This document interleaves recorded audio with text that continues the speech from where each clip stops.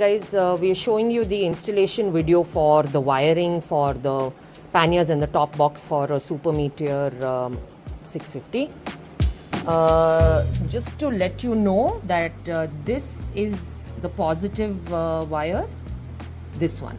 So the red and the yellow is a positive wire and the black that you see here is the negative.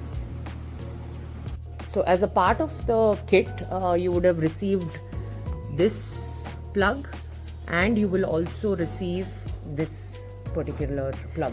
So what you need to do is get the appropriate length of wire that you would need for it to go all the way until the connection there on the bike.